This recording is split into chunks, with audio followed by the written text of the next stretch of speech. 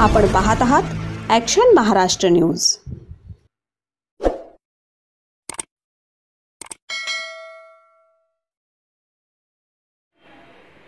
Madam काय सांगणार आणि काय माहिती देणार?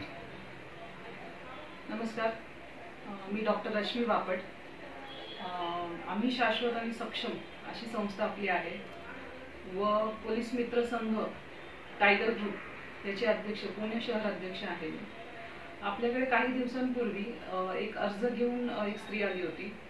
तिचं असं म्हणणं होतं की तिची 15 वर्षाची मुलगी ती घरातून पळून गेली व एका मुलासोबत निघून गेली। त्या मुलाचं वय 18च्या वरती होतं।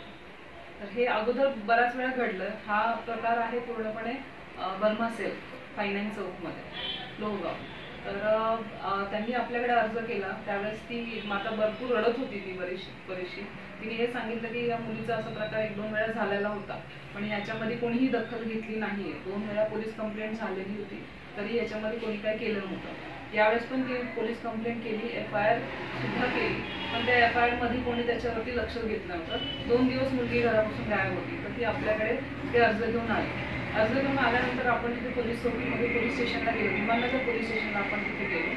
पोलीस स्टेशनला गेल्यानंतर आपण तिथे मोठ्या साहेबांशी भेटलो, आपण तिथे PIंशी भेटलो, आपण तिथे मोठे अधिकारी जेवढे ते सगळ्यांशी भेटलो आणि त्यांना आपण विनंती केली की आपण या सगळ्या ह्याच्यामध्ये लक्ष द्यावं, कारण की मुलगी अल्पवयीन आहे।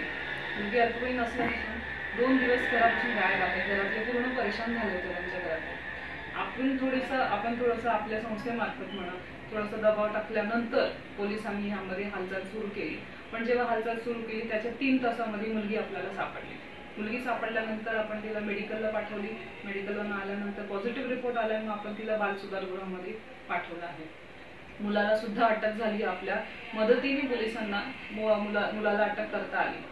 या सगळ्या संदर्भात फक्त एकच सांगायचं आहे की हा प्रकार आता सध्या मुलींवरती फार जास्त चाललाय, अल्पवयीन मुलींवरती आपण असं म्हणू शकतो। मे बी आताच्या सोशल मीडिया खूप जास्त एक्सपोजर मुलांना मिळाला आहे, किंवा हेच म्हणू शकतो आपण, सोशल मीडिया एक्सपोजर जास्त आहे। त्याच्यामुळे थोडंसं ह्याच्यामध्ये सरकारने गांभीर्याने विचार केला पाहिजे असं आम्हाला मनापासून वाटतं। आणि जे कोणी ह्या बाबतीत या मुलाला कठोर ते कठोर शिक्षा झाली पाहिजे व ह्याला सुटका मिळाली नाही पाहिजे। याच्यावरती बरेचसे कलम लागलेले आहेत ऑलरेडी, आणि अजून त्याच्यावरती ऑलरेडी ह्याच्या आधीही त्याच्यावरती बरेचसे आरोप पोलीस स्टेशनमध्ये आहेतच। तर त्या सगळ्याचा विचार करून आपल्या सरकारने किंवा आपल्या पोलीस खात्याने त्या मुलाला ह्याच्यातून बाहेर काढावं नाही अशी आपली विनंती राहणार आहे।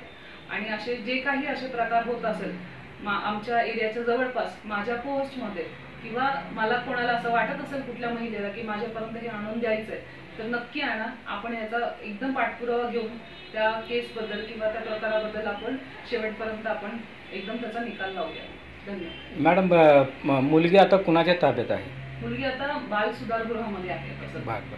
आणि आपल्याला संपर्क करायचा असेल तर कसं संपर्क करणार? मोबाईल नंबर वगैरे? मोबाईल नंबर सांगते मी, माझा नंबर घ्या, 9804898898।